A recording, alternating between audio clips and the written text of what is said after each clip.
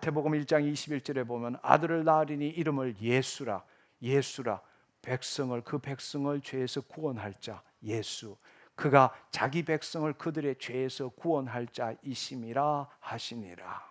마태복음 1장 24절에 보면 보라 처녀가 잉태하여 아들을 낳을 것이요 그 이름은 임마누엘이라 하리라 하셨으니 이는 번역한즉 하나님이 우리와 함께 계시다 함이라.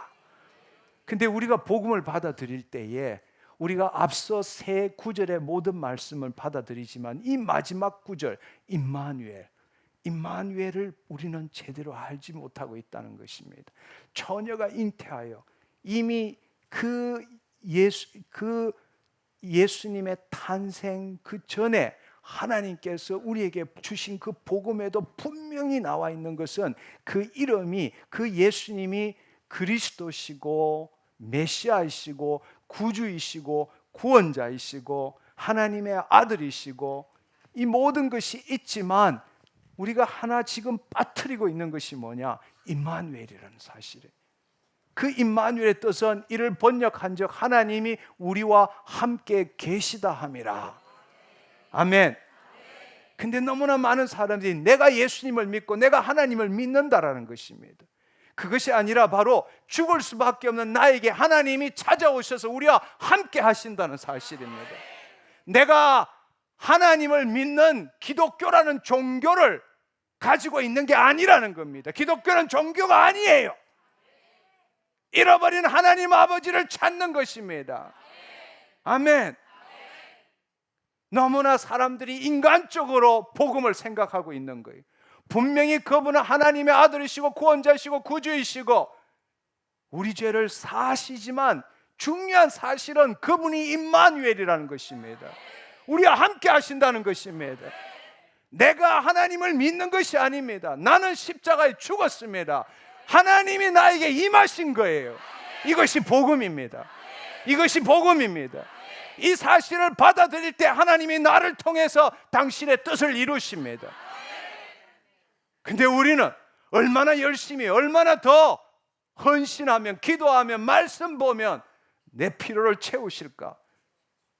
그것이 이 복음을 믿는 이유인 사람이 너무나 많다는 것입니다. 그러나 여러분 오늘 이 시간을 통해서 그 예수님의 탄생을 통해서 하나님께서 사자를 통해서 말씀하신 예언을 통해서 예수님은 임마누엘이십니다. 하나님이 우리와 함께 하신다는 거예요. 내가 하늘로 올라가는 것이 아닙니다. 내가 하늘을 쳐다보는 것이 아닙니다. 하나님이 죽을 수밖에 없는 나에게 찾아오신 거예요. 그리고 하나님이 내 안에서 그의 일을 행하시기를 원하시는 겁니다. 그것이 복음입니다. 아멘. 예. 여러분이 이 사실을 체험할 때부터 하나님의 기름 부으심이 나타납니다. 내가 하나님을 위해서 뭘 할 수 있는 게 아닙니다. 죽을 수밖에 없는 나를 죄를 사하시고 내 옛사람을 십자가에 못 박을 때에 그 하나님이 나에게 찾아오신 것입니다. 그분의 전부가 지금 내 안에 계신 것입니다. 그리고 그분은 내가 그분을 위한 삶이 아니라 그분이 내 안에서 그분의 삶을 살기를 원하십니다.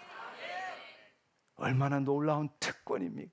도대체 내가 누군가인데 나에게 찾아오셔서 그분께서 그의 일을 하는데 동참시켜 준다는 말입니까? 세상에 이거보다 더 놀라운 특권이 어디 있습니까? 나의 힘도 나의 능도 아니요 오직 여호와의 신이 친히 행하시겠다는데 오늘은 이래서 안 되고 이 일은 저래서 안 일어나고 하나님이 행하시겠다는데 당신이 왜 하나님을 모독하고 회방하십니까? 당신 안에 지금 임마누엘 하신 그분께서 그의 일을 행하시겠다는데 왜 당신은 막고 있습니까?